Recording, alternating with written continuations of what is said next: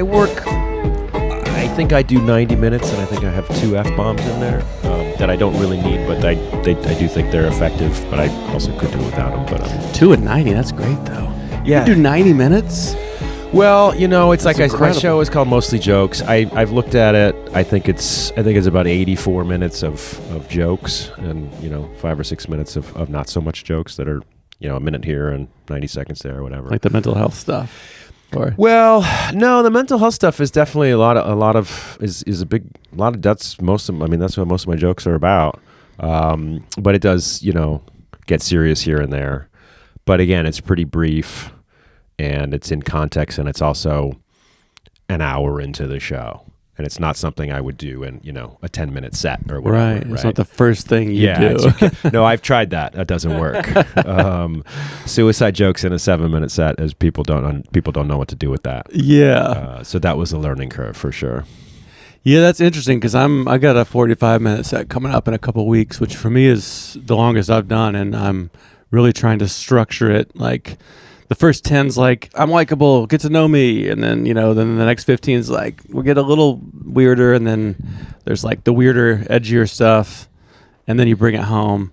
I'm trying to think more about that. But that's crazy. 90. I mean, that's amazing. Because 45 for me is like, whew, can these people really keep... Yeah, I mean, it is a long time, and it's grown, obviously. I started out as about an hour. I did the Hollywood Fringe Festival last June, which was kind of, I just did because it was like, oh, they let you do whatever you want. I mean, nobody was going to let me do an hour anywhere else. And this is before I figured out that, you can just rent your own theater and do whatever you want. Yeah, we should get into that too. Yeah, absolutely. But so I booked the Hollywood Fringe, I booked a 22-seat theater for 9 shows and probably 7 months out. And then that gave me time to kind of figure it out and structure it. And the Fringe, it's there's very few people doing any version of stand-up. It's definitely more storytelling and things like that. So like one person show kind of. Yeah, there's a lot more leeway with not having it be, set up joke, set up punch kind of thing. People are more and I think at that time it was 60 minutes and probably 10 minutes of not jokes and 50. So but it's just grown. And I mean, it depends. I mean, if the crowd likes me, it's 90 minutes. If the crowd doesn't like me, it might be 75. We don't need the second, third, and fourth beat of that joke or that story. Or let's get everyone out. And even here. just when they're laughing a lot at you, that just creates more time. Just the laugh tails where you stand there and just take it in. Yeah, I mean, I was in Madison, Wisconsin last week. I did a show on Friday and Saturday, and I had a pretty full theater on Friday. And again, these are small places, about an 80-seat theater. I think got about 60 or 65 people.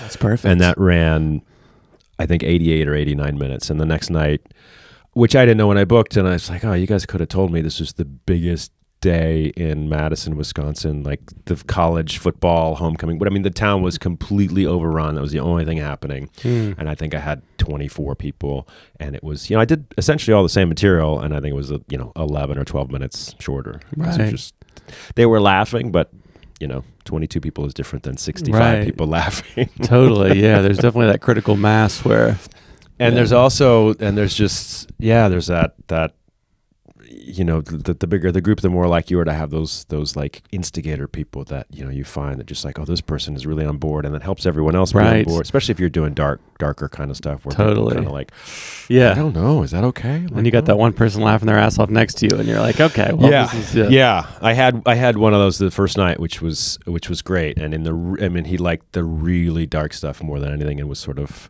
and I found that to be the case of there seems to be this, to me, there's 3 groups of people specifically for this. I do about 20 minutes on my brother committing suicide, which I know doesn't sound that funny, but with smaller groups, sometimes people don't want to laugh, but he was like, it was like uncontrollable, and that just, just like, all right, well, I can focus on you and have a conversation with you, and then other people kind of realize that it's okay and all that kind of stuff. So is there a host or an opener, or you just come out and just do it? Not usually. Thing? I just come out and do it. Yeah, I mean, if you're doing that much time, it's kind of like just do the thing. Yeah, and it's not like I start out super dark, but it's also, I like to have the music and the lights come down and walk out in the dark and kind of set a little bit of a tone, and and it's also, I mean, I have shows where I make money. I have shows where I don't make money. So I'm going to pay an opener. You have shows where you make money? Once in a while, But it's, I need to be able to, if I'm going to have an opener, I'm going to pay them. Totally. Yeah. And there's not money for that. Yeah. right 90 now. minutes is like, I think as long as people should ever sit in a seat. So Yeah. it's like, even if when I'm doing 45, it's like, well, let's do the math. Like, I want it to end at 90. I don't want it to end at 120 or something, Yeah, and I people are try already- to be cognizant. I mean, I do once in a while see people on their phones. I mean, one or two in the back or whatever. It's never really been a big deal. But I've outside of shows I did in Arkansas, I don't know that I've ever walked anybody. And I don't. It doesn't feel like people get uncomfortable with it or fidgety or whatever. Yeah. So I feel like I try to stay aware of that. I mean, it's hard not to be when you kind of take everything in when you're up there. But so yeah, I hope it doesn't run long, and it kind of has some ebb and flow to it, and dark and light, and definitely ends with the story of me being fired from my job at HGTV, which is light. Actually, that's the light part of the show. Yeah. After the brother thing, it's like, Yeah. well, this is that. It's like, do I end on the brother? Like, no, I don't think I should end there. Yeah. That was You can get another job, Yeah, exactly. I thought when I was writing it, I really thought I would end on that. It just seems like that's the big ending or whatever. But Yeah. and I think Mark Maron's Bleak to Dark, when he talks about his partner Lynn passing, I was like, which I figured would be the end, and it's just right there in the middle. And I was like, oh, okay, yeah, that makes sense to not end on that, even though he does find the humor in it. But Yeah, I think he might not do openers sometimes too, right? I think he might have kind of a similar. I think I've heard him say some things like that, where he likes to go beyond an hour and just kind of like really make it personal. And yeah, I know he's been talking. I know before he taped his last one, he was talking about doing like an hour 30, hour 40. I know sometimes he has openers, but sometimes not. I think it kind of depends. And then I think Kathy Ladman opened for him when he did his special. Who she's an old school, very nice comedian that I think from early '80s maybe. It's been around a long time, but I think finding an opener, that's the other thing too, because it's like, all right, if I can't pay someone to travel with me, then you got to find someone local, and you got to watch their stuff and make sure there's some similarity. I think you don't want I don't know, crowd work and dick jokes before. Oh yeah, before I see that all the time. Yeah. It's like, oh, this is how we're starting, huh?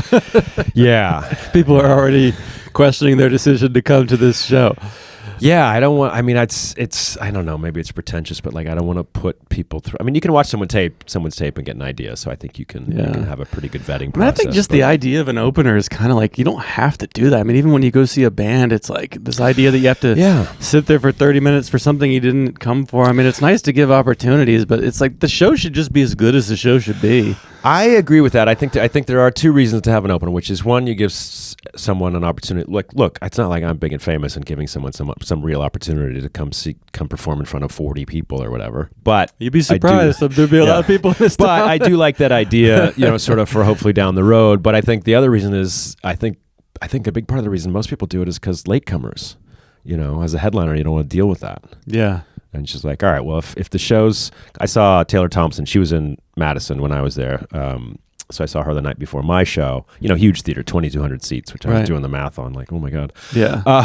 Cha-ching. But I think the show was supposed to start at 7. I think the opener came on at 7:15 and did 20 minutes. So Taylor came on at 7:35. So like, probably not dealing with any latecomers at 7:35. That's usually how it goes with like a touring person. You have a host/feature who does that. And I feel like the reason might just be that people don't want a cold room. They kind of want, you're at least getting them. They've kind of like, there's that, sometimes the first 5 to 10 minutes is like, make them an audience. Like, they're people that came from different threads, different things. And then once they sit and laugh and think about the same shit together, they become one.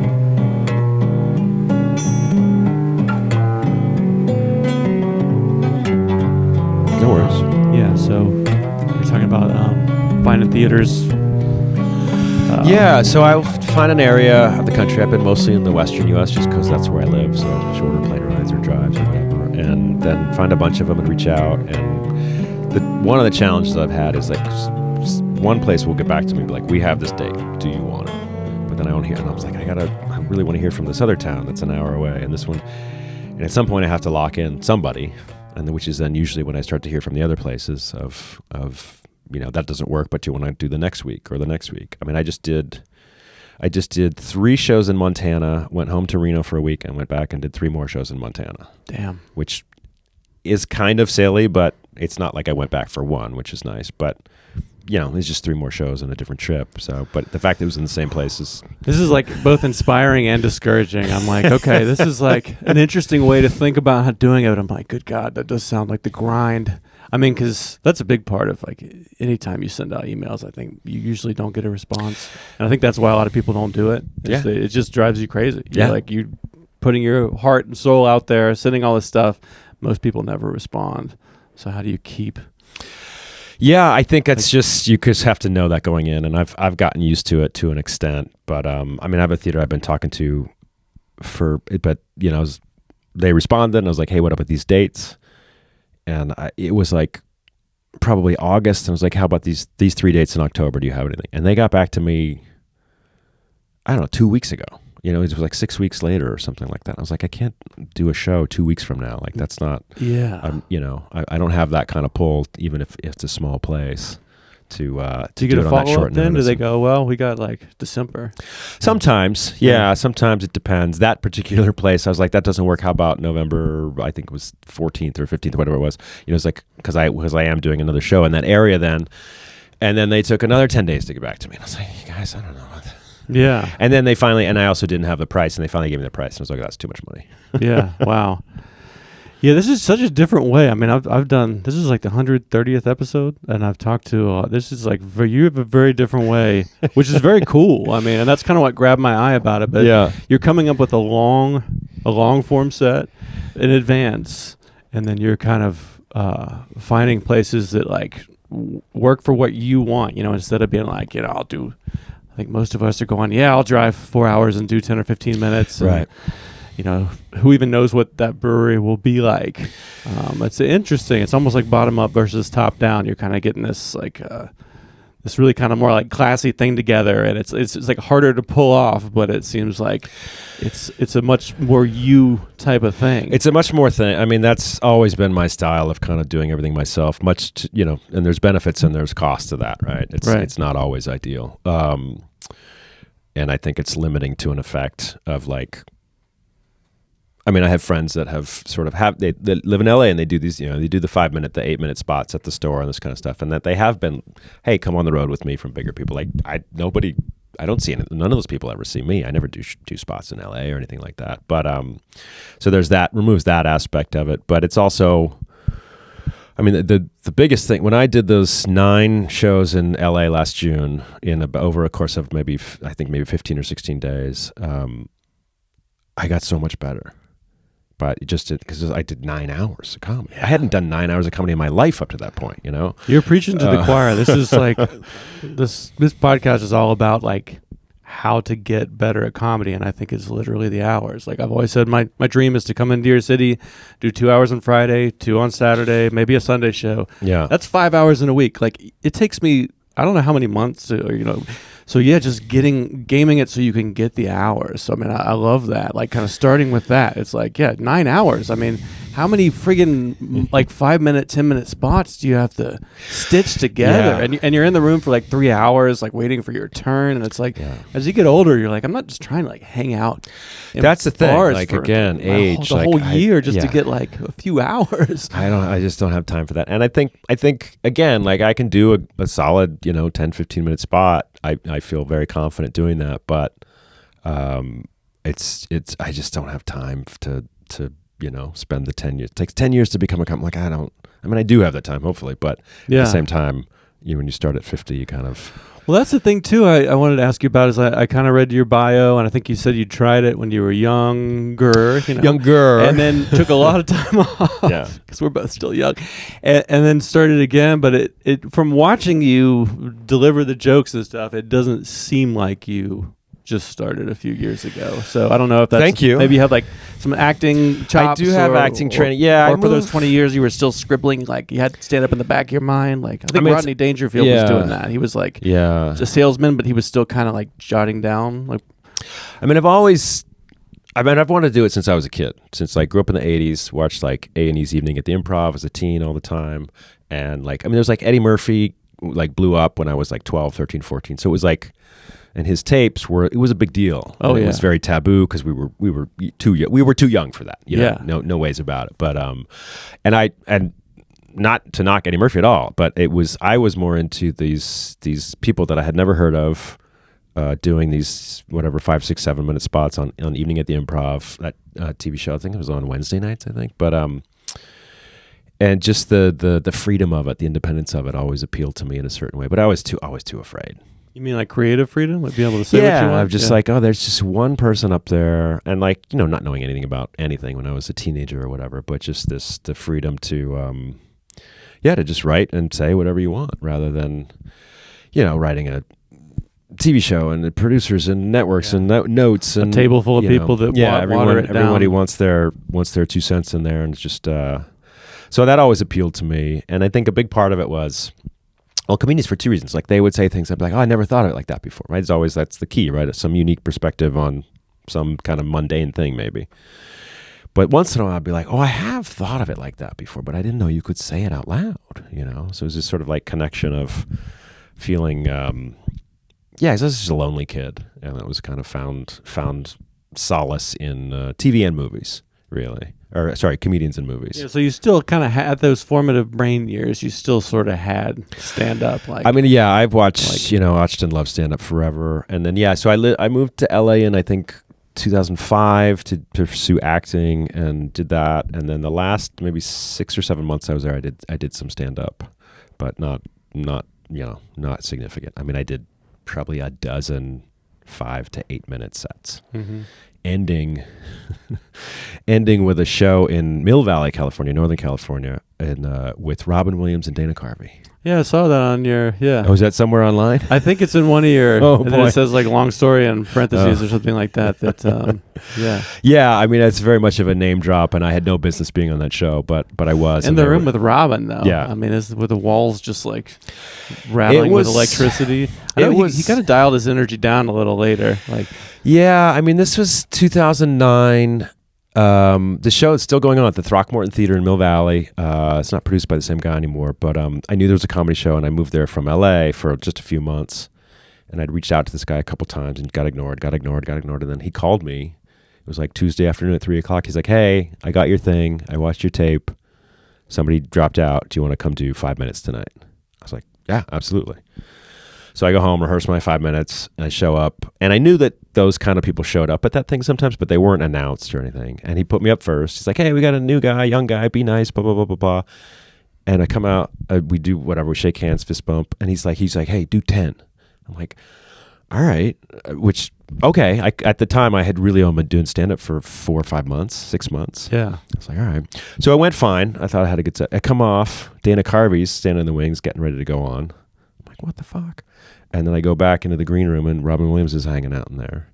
And they both did their sets, and then they both jumped up together. And yeah, it was bananas. Yeah. And you watch that, and you're like, these guys are so good at this. Yeah. And they have so much, any topic. They've got 5 minutes on almost any topic, Yeah, that can be the hard thing about seeing people that are so good. It's just like, yeah, you go like, I don't even know what am I doing? Yeah, but then usually after I get over that, I'm ready to like try to get some of that in. But that's always like, that I feel that all the time. I'm like, what am I even trying to do? I have nothing. I just heard, which I think is a good thing. That's me letting go of like trying to destroy the old me and try a little harder to bring some of that magic in. I forget who it was, but it was a very, very established professional comedian, I mean top level, who was like, yeah, once in a while I'll go see Maria Bamford, and I'm like, what am I even doing? Yeah, why am I even bothering with this? Which she's definitely, I think, one of my favorites. But I think you could say she's like the Pryor of now, as far as like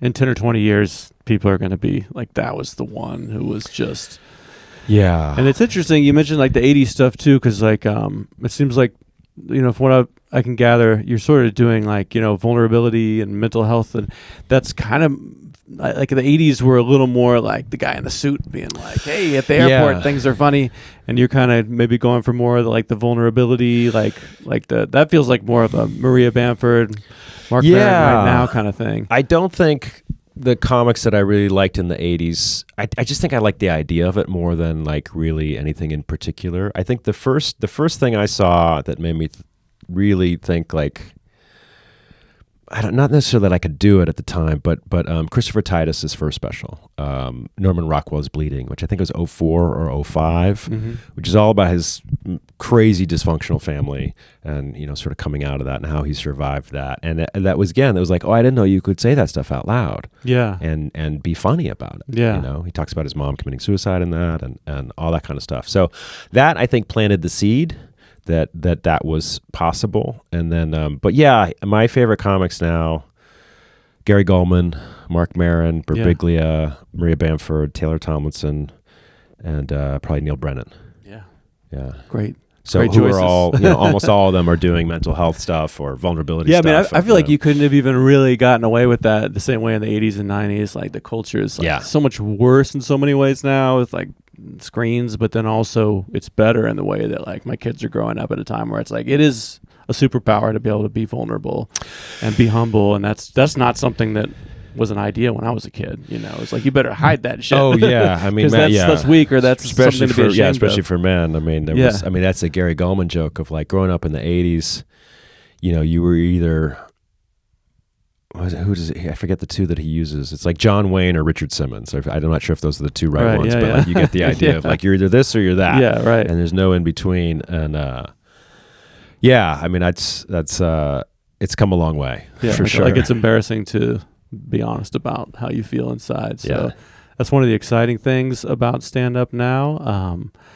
I know it's interesting to see, like, since COVID, I think some of the comedians that are coming out now, they're just starting with like trauma, and they're like, I'll get to jokes later, you know? Yeah. Like they're just kind of starting with like vulnerability, whereas I've kind of gone the other way. I started with like jokey jokes. I'm trying to like with each year get a little more into the weird pain, you know?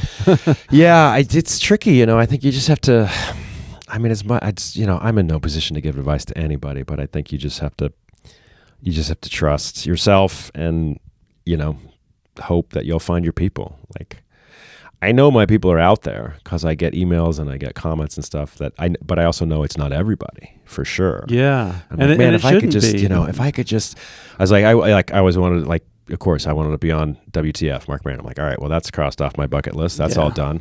I want to do stand up on Colbert because I have a little bit of a history with Colbert. And I'm like, well, all right, well, that's probably not going to happen. What time is it? I think that's all right. Well, my bucket list is getting shorter. Not because I'm doing anything, but these things that I've always wanted to do are becoming not options. But I always thought, like, oh man, if I could, you know, not that this would happen, but if I could just get in front of that right audience, you know, Birbiglia's audience or Maron's audience or Gary Goldman's audience for 10 minutes, I feel like I could win half of them. I don't know. Yeah. You know.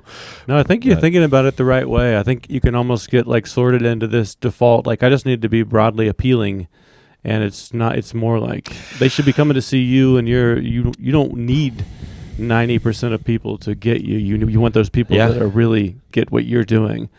So like they're coming to see you, not the jokes. That's a shift I'm just starting to try to make. Is like every show I've done, it's like live comedy. Here's a bunch of dudes you've never heard of before. I try to like you, and then you go to your life and you forget about me. But it's more like, no, what if I was the thing that they wanted to see every year? It's so hard when you're starting out and nobody knows who you are because they're just you're not.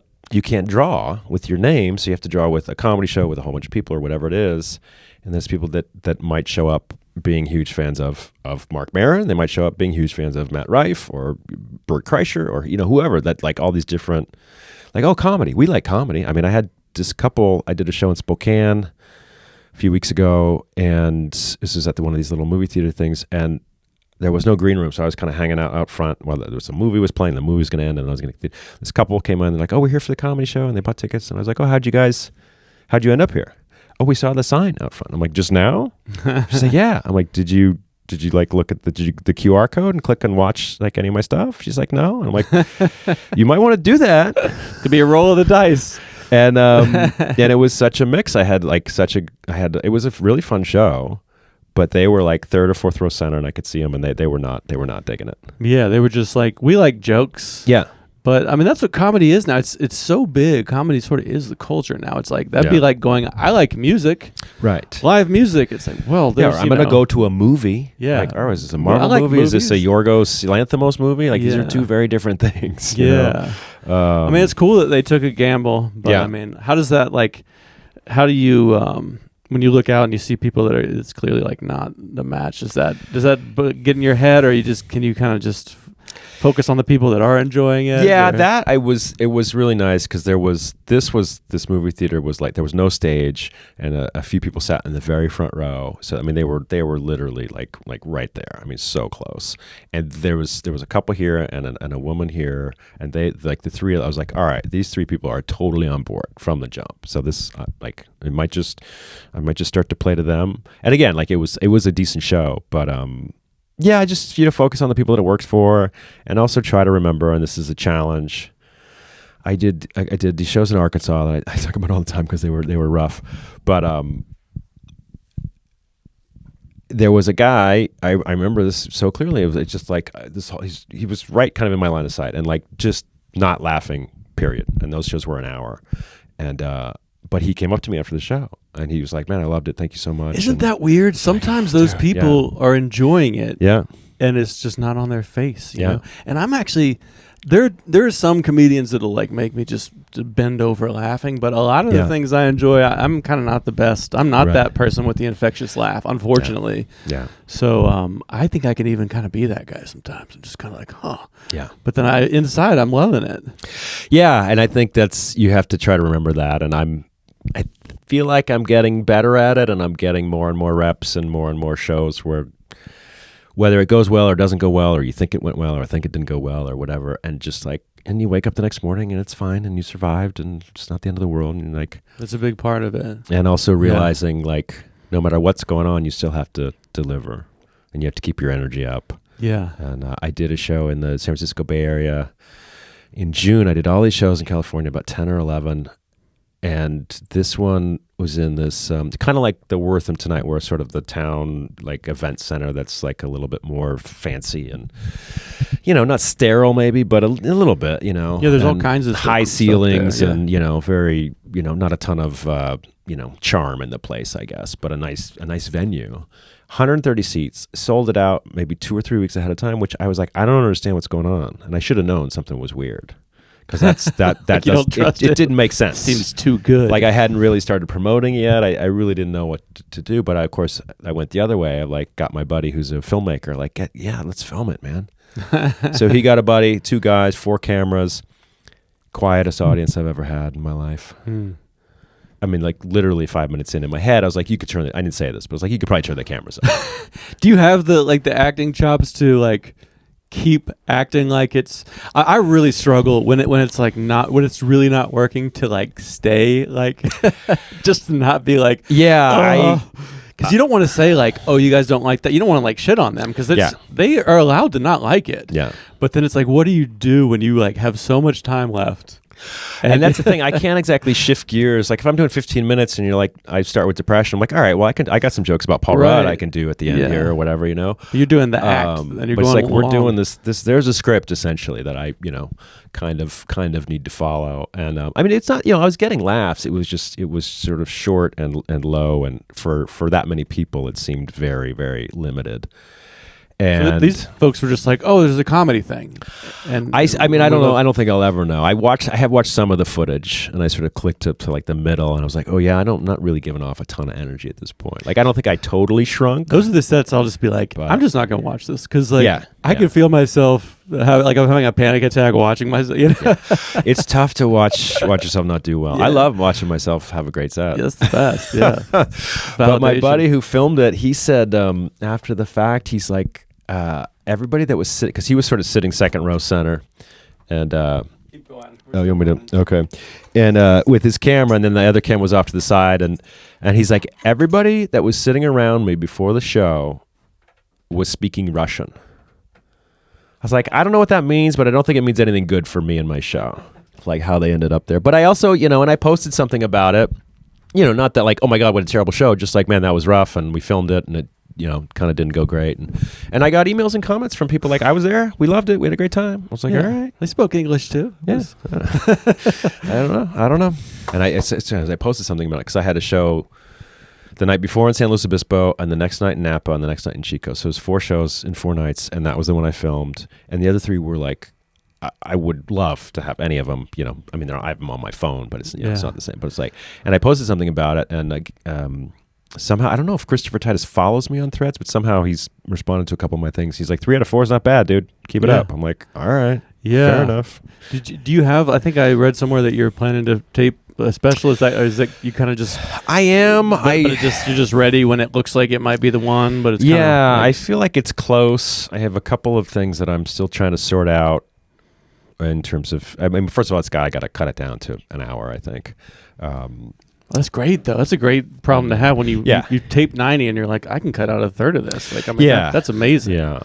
But and then I need to rethink about like where I would do it. Like in my head, it was like, oh, this big, not that 130 is big, but it's big for me. And it's like, I don't think I think it's like find a nice 50 or 60 seat place. It is comedy in its purest form. Low ceilings. Yeah. Some place that I can get a decent crowd twice probably, because again, that was another comment I got from another experienced comedian. They're like, that's why we shoot 2, right? Or most of the time, most people plan to shoot whether it's 2 in a night or 2 nights or whatever, just in case you get a bum audience or something goes wrong. So yeah, totally, I would like to, because I think that's probably the way for me to try to get established a little bit more of like, I got an hour, I got a special, which I can then clip up into probably 60 or 70 or 80 clips. Oh yeah. And then just like the terrifying thing about that is that then you got to start over. I mean, that's I'm like, oh man, I'm burning these chunks on my dad and my brother. These are these sort of things that, not that I'm known for anything, but they're they're these big. I mean, there's Hannah Gadsby. I don't know if you know Hannah Gadsby. I'm a big fan of hers. But her second special, she comes out. She's like, I screwed up. I did all my trauma in my first special. Yeah. Like, I mean, I feel like that's changing a little bit as far as like the idea of the Louis C.K. thing where it's burned. Like you can keep kind of working on your jokes, or I feel like, but I mean, especially if it's like really personal and you're revealing a lot of twists. It's like if your goal was to get an audience who sees that and then they want more of you, you do kind of have to like, but you've done it once. So now it's like, making your second album, or, like the rock band that you write your first album for 10 years and you write your second album in 10 months, that whole thing. Yeah, which is why it's usually not very good. Yeah, right. But you've done it before. So it's like, I mean, I love to watch people work. Like my favorite thing to see is like a great comedian who just put out their special, because I love to see them trying. Right. To me, that's more interesting than the polished hour that they've written. It's fascinating. Yeah, when I've in LA sometimes, it's when like the insulin moment, like the whole thing feels like it's like this guy's trying. It's like really happening. Yeah, Yeah, I mean, I've seen a few comics that, and then seen their special, 6 months later, a year later, and you're like, oh, okay, I see where they went with that, or where they started. I remember where they started with that story or that idea. So that's always interesting to see how it progresses. And I think most people don't, if you're not a comic, you probably don't think about stand-up comedy that often. You go once or twice a year or whatever, see your favorite comic. But all is like these very polished, finished products. Right. Yeah. Of like whoever, like a Netflix special, I mean, not everybody, but like most comics work on that stuff for a couple years, if not more. And done it all over the country. They filmed 2 sets. It's like, I mean, I think Birbiglia does it, it has 100, maybe 200 shows before he tapes it, Yeah. And then he had that nice documentary that came out about him with, I think it was Seth Meyers maybe produced it, where he sort of showed his process of like, he rents small theaters, a couple hundred seats, for him, small. And I don't know what he charges, but enough to, I'm sure he's making money. And then he just kind of riffs. He's got ideas and note cards, but like he's Birbiglia, so already he's super funny. And he's got fans who love him already anyway. So he's already ahead of the game. So people are happy to pay their $25 to see him. Because somebody like that, if he's your brand of comedy, even if he's running at 70%, you're still going to have a great time, Yeah, at that point, it's like just being in the room with him is kind of like part of it. He's got the NPR thing. He's so interesting because his first album is like kind of short, like Mitch Hedberg joke. So it's like, and then he's like scaled up he said he was on some radio show and he was reading, like he had a journal that he he had my secret public journal thing that he used to write and then read, and that slowly became like, all right, I've figured out how to do short jokes over like all these years, and now I'm going to start building these long, vulnerable stories that are I've watched his specials, most of them multiple times, and I've seen him a couple times. I feel like his specials are, they're an hour. I feel like there's like a 25 or 30 minute story that's just broken up into like 4 or 5 parts, and then he goes off on these tangents of more stand-up-y stuff, and then comes back to the story, and so I feel like he could tell his story. It doesn't need an hour. It's just sort of like, oh, I didn't need 6 minutes on yoga in the middle of this story about you having a kid, but it's funny and it's stand-up, and it takes these side treks. But I saw him at Netflix as a Joke in L.A.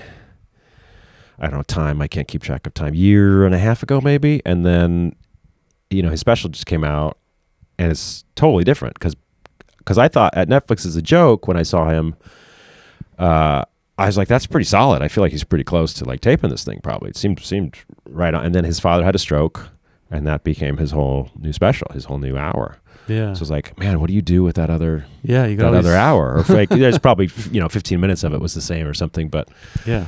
All these I wonder if he's going to throw that away, or if he's just going to be like, turn around another hour pretty quickly, or what. But yeah, that can be like if you do like, you film 90 and then you put out 60, the 30 that you cut could be like, well, now I'm going to start my next tour with that 30, you know, and maybe that 30 will be half of the next one or whatever. I know I've heard people say that on podcasts. Like, it's kind of good to like have some things that don't make extra. it. Yeah, that makes sense. He can hit the ground running on his next tour with those thrown away jokes. Yeah. Unless they're like, hey, the political climate sure is funny this month.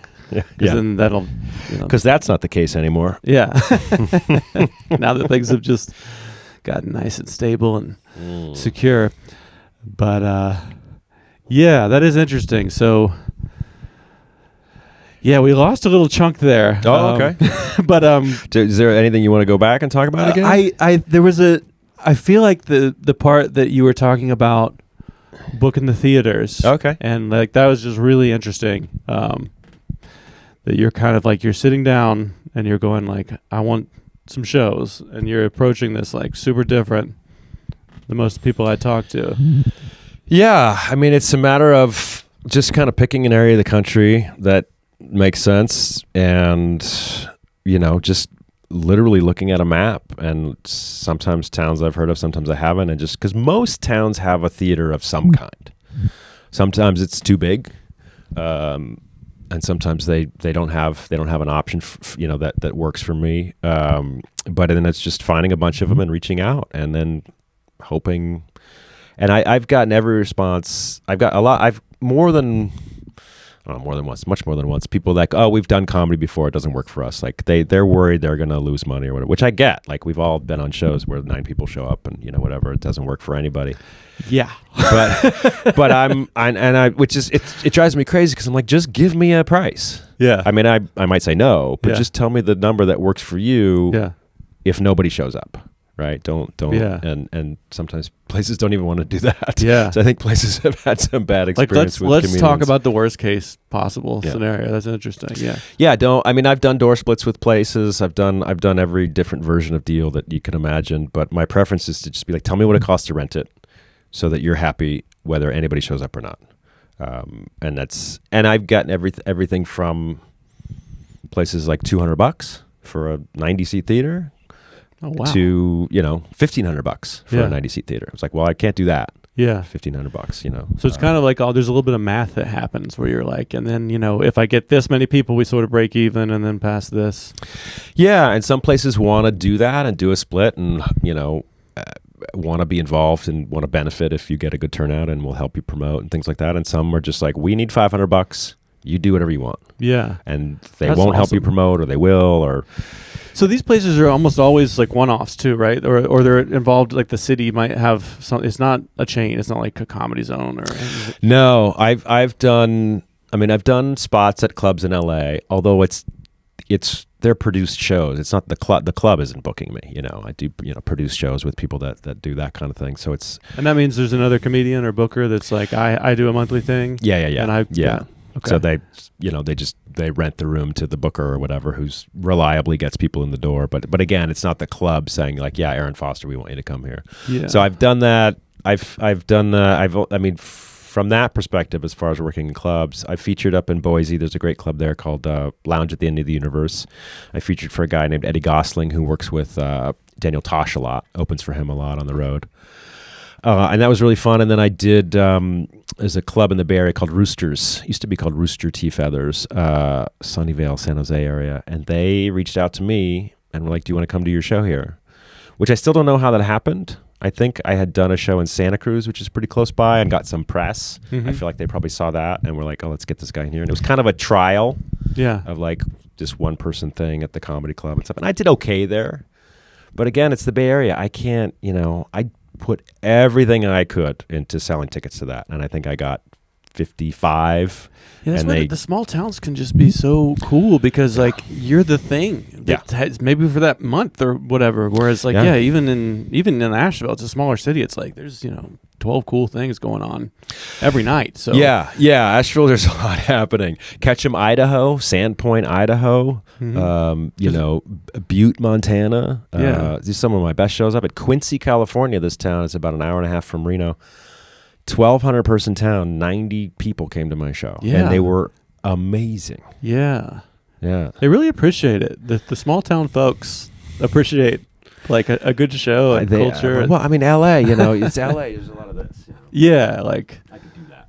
I could do that, Yeah, and I'm waiting for my turn to do that. Yeah, and my friend dragged me out and and you're on shows with 10 comics and 7 of them are terrible, and it's like, and maybe I'm one of them. I'm not saying, but that's subjective. Yeah, for sure. But yeah, so do you do like a meeting? Do you go out to the lobby afterwards and I do. I do. I do a thing. Show ends and then I usually lights come back up and after they all sit back down. No. No, but I'll say, thanks for coming out, and if anybody wants to chat, I'm happy to. I don't have merch or anything like that, but there's always a few. Do you get a sense of like how people got there? Is it usually like the social media ads or that's been the most common answer? Or the place might have a mailing list or something. I mean, there are places that do a great job promoting, and there are places that don't, and that makes a huge difference, I think, because it's sort of like a little bit of an endorsement, like what's the right word? Legitimizing you a little bit. I mean, I'd be kind of surprised if they didn't. You'd think they'd have a mailing list and they'd be like, "Hey, this is a thing you should come to." I know, like the word them. I don't know that much about it, but it's like I think there's people that even have like memberships, and they're like, "I support this Place of the Arts annually, and I get discounts or." Yeah, I think the word them. I can't remember. I think they do a mailing. They include you in the mailing. They haven't been great about sharing stuff on social media that I've be a collaborator or whatever. They haven't done that, which has been a little frustrating. But again, I don't know that there was any agreement to do that. I do so many of these that I'm like, I don't know what this deal was. I'm just like, I'll tag them if they post it, great. If they don't, it is what it is. So do you record the ones you mentioned that were like extra amazing? Are you like, all right, I gotta, if I'm doing this again in a year or two with the next hour, like gotta capture that, because that's gonna be prime for the reiteration. Yeah, so I have actually started a database. I guess it's a Google Sheets doc that's available through my website. You can find it if you're a comic or a musician or whatever. So it has all these venues. It's alphabetical, like state and city. And it's all these places that I found and reached out to. And it might be like I emailed them 4 times and never heard back from them. It might be I played here. It cost me $400. This is what I sold. This is how I promoted. This is so I include as much information as I can. It's mostly Western U.S. That's just so rare. I mean, I'm like that. I have a job. I'm organized. But for an artist, I mean, that talks about their... I have a very analytical side to me, for sure. I mean, I think that's good. You're kind of like the 1% that you can be the artist with the feelings in the moment, and then you can step out and strategize and work a spreadsheet. I mean, crazy. So much of it is just a tremendous fear of failure and embarrassment of which is again as well, I hate doing new material. I hate it. I like to do I have these people that I write with that I trust. If it works for them, then it's probably gonna. I mean, there's no guarantees, but it's probably gonna be pretty decent. But I hate doing new material. Well, that's different too. So you have like a writing. You kind of You want to talk about that? That Sure. also seems different. Yeah. Yeah, so this is a group I found, like I said, when I did comedy back in 2009, I was on some email list in LA, entertainment email list of some sort, I don't know, and I kept seeing these like stand-up comedy class, essentially ads, I guess. I was like, I don't know. But I'd always wanted to do it, but I was too shy, even when I was acting down there. And so I finally did it, and I know everybody, like, you know, professional comics usually shit on stand-up classes, and which I think probably justifiably so for the most part. I've heard good things too. Nate Bargatze started with the class. Yeah. Yeah. I mean, I think whatever it takes to get you up there. I always tell people, I was telling my Uber driver, he was talking, I was thinking about doing stand-up. I was like, have you ever done it? He's like, no. Everyone's thinking about doing it. Have you ever been to an open mic? He's like, no. I was like, just go to an open mic. You will be inspired because you're already better than half the people. Yeah, right. You're not better than the other half. Yeah. but you'll be like, oh, I could do that. Yeah. There's a low bar. So yeah, but it was one of the best things I've ever done. The guy that taught it was amazing and just very. He was very like write about what you know, write about personal, and had a very there was a structure to writing jokes that you sort of stay within to a point, and then you kind of abandon and try to find your voice. But just very supportive. I mean, it's essentially an open mic. It's essentially a writers group that's an open mic where instead of people scoffing at you or ignoring you, they're like, hey, I didn't understand that. Or what if you said this instead of that? Or what about this for a pitch? Or when I looked at you, I thought I didn't know this. So why don't you talk about, the fact that you look like this or, that. So it's just a very supportive, encouraging that's beautiful. Yeah. Group. And he's been doing this for like almost 20 years now. And now he has a partner, Heather Pasternak, who's legit working comic. She just did The Tonight Show a couple months ago, and she did Colbert years ago. And very, very good. She does a residency in Vegas at the Kimmel Club. And so she teaches with him or leads with him or, whatever you want to call it. And there's hundreds of comics that come in and out of this thing. And there's people that have done specials and do, again, like late night spots and write on TV shows. So there's a lot of talent in these classes. Yeah, not all classes are equal. It sounds like this is like a good one. So there's like there's like, I forget what he calls it, beginner or orientation or something level. Because you can be a bad comedian and go, I'm teaching a stand-up class. Like that also happens too. And you can lead people astray. So it sounds like you found a good So network. once you've gone through the first iteration of it, then you're an alumni and there's a Facebook group and all this stuff. And it's funny because I've done a bunch of these. There's like 10-week courses, and you write new material, and then we do a showcase at the end, and everyone does their new stuff, and we film it and everything. But you sit in these Zoom rooms, and it's like everybody, and then it all pops up at once, right? And you're like, who are these? And you Google everybody, and it's like I just did a class with oh my God, I'm not gonna remember her name. We can dub it in. This is embarrassing. But I'm like, she's got to be 65, if not 70. She wrote 9 to 5. Wow. But I'm like Googling, I'm like, what's this old woman doing in our class? Yeah. I'm like, oh shit, I got to pay attention here. This woman is legit, among many other things that she wrote. And she was, she's brilliant and great and smart and great stories. And like, I'm in a class with this woman, like wrote this iconic, movie. And so having access to that community is huge. And that's how I test material rather than, open mics and, I don't want to shit on open mics in Reno, but open mics in general are tough. I did the one last night. It was solid. That was good. They had I think they really wanted to make it good last night. But I'm also at the point too where I have a family, I have a full-time job.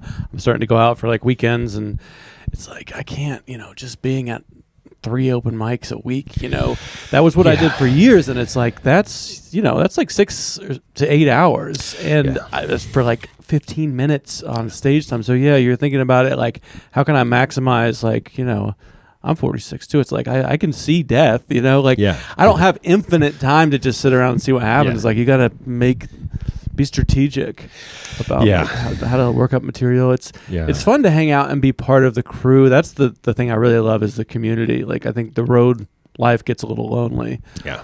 Whereas hanging out at open mics is cool. But also, most people at the open mic are not actually doing more than just going to open mics. So you want to be around energy that that's what open mics are for, trying it out, even if it's your first time or whatever. And I totally support that. But it's also, it just can be, I've done mics in Reno where nobody's like, if you were like, you're doing the Tonight Show tonight, you got 5 minutes, I'd be like, this is my 5 minutes I'm doing. Like, I've done that 5 minutes at a mic in Reno to nothing. Not a chuckle. I'm like, what am I getting out of this? Yeah. You know, I mean, I guess maybe a little thicker skin, but like, I think it could even like take away. I've noticed that too. That like what was good for me in the first 5 years, and then in the fall, it's like right. It can almost take away. It's like I'm back in this fucking brewery. I'm driving home like maybe I'll quit. You know, I mean, so yeah, there's thick skin, but there's also like you need encouragement.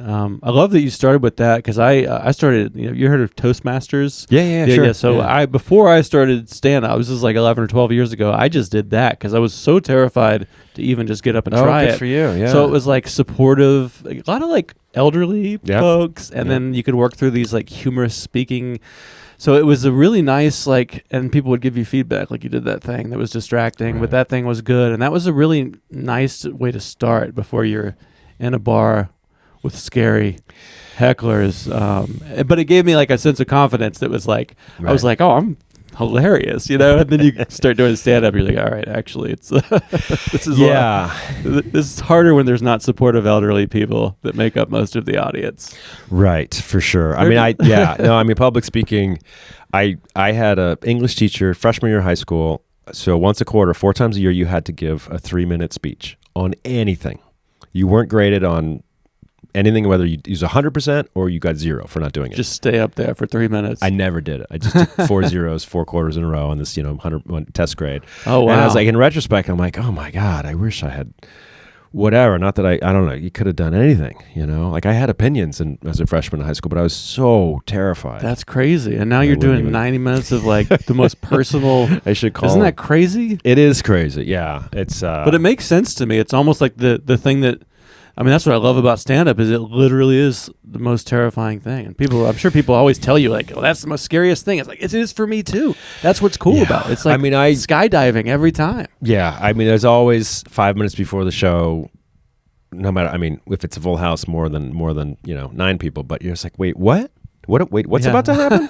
I've made a terrible mistake. What are they waiting for out there? Me? To make them laugh? Yeah, it's a crazy thing, but it's all. I have a buddy of mine. I just did a show in Santa Fe. He lives there, and he's a ER doc. And he watched the show. It was great. And he's like, "Man, I can never do that." I'm like, what did you do today?" He's like, "Well, we had a guy who got shot," and I'm like, I can't do that. Like it's all again, relative. Come to the open mic, like the bars.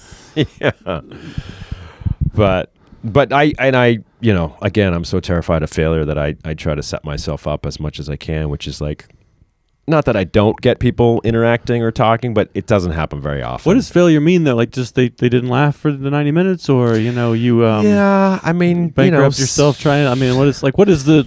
I mean, ticket sales is always rough. Yeah. I've had a good run tonight and tomorrow, or like tonight's gonna be okay. Tomorrow's gonna be rough. Oh yeah, what do you have? Tomorrow's gonna be rough. Right after a really good one, yeah. And I got a little. I had a really good run, and like the only place I could find in Greensboro was like, I think it seats 140, and I was like, I could do that. I was like, no, it's not gonna. I'd be surprised if we get 30 tomorrow. And it's just it's a big space. But I mean, failure. I don't know. That's a good question. I mean, it's just when if you feel like people don't like the show, and then I don't feel that very often. But really? Okay.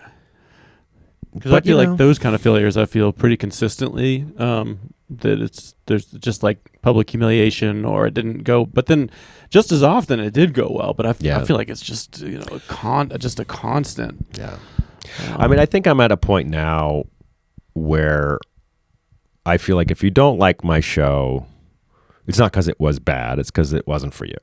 Yeah, and again, I know enough people have liked it that I think it's pretty solid. You have this show that you've written, so again, I think that's where you're maybe a little different than a lot of the people I talk to. You're not being like trying to stitch together, looking at the room, going, "All right, which 5 to 10 minute chunks should I try to stitch together for these folks?" You're like, I've written the show, I believe in it. This is my show. I'm going to do it.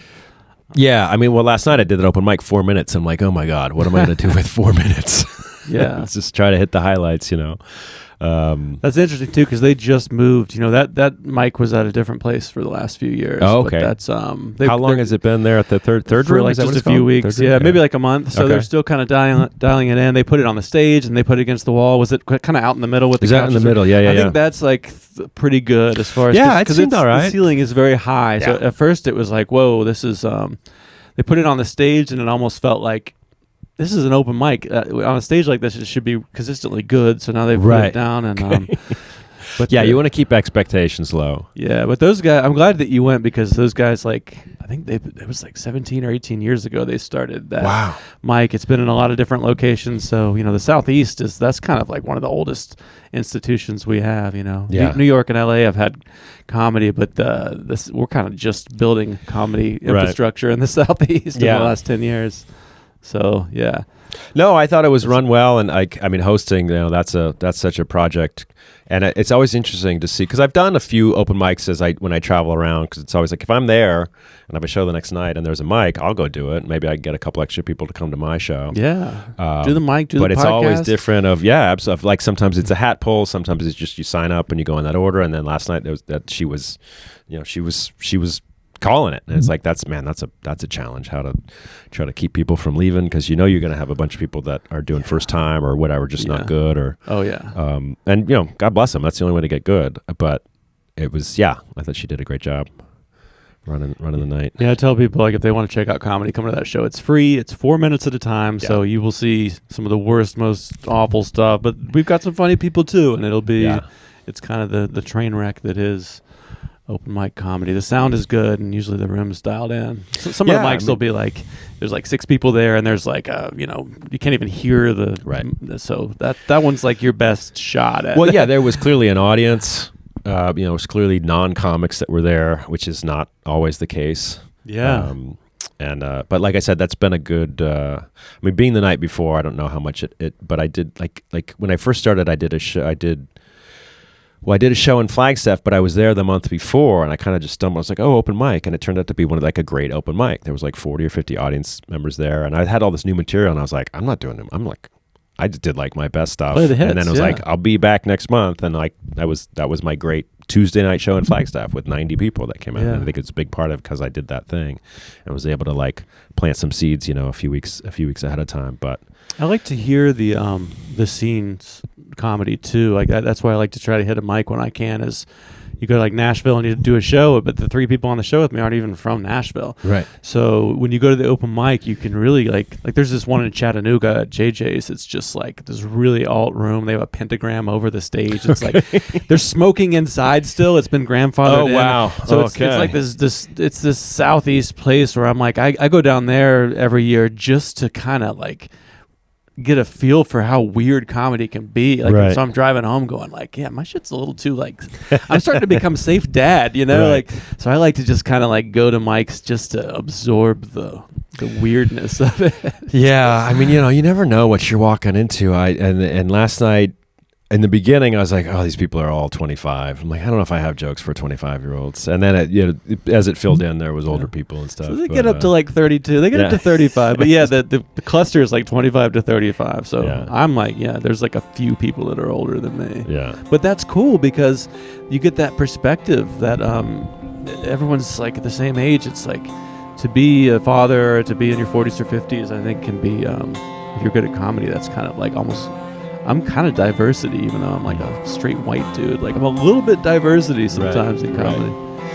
There was a kid. There was an 18-year-old kid up there. I was like, man, it was impressive. Yeah, I could not have done that when I was 18. Yeah, same. Cool. I don't know. We've hit our time. You want to wrap up on that note? Sure. Yeah, your call. Hell yeah. Sounds good. Cool. Thanks for having me, man. Great talking to you. Appreciate it. Yeah, this is a lot of fun. Thanks.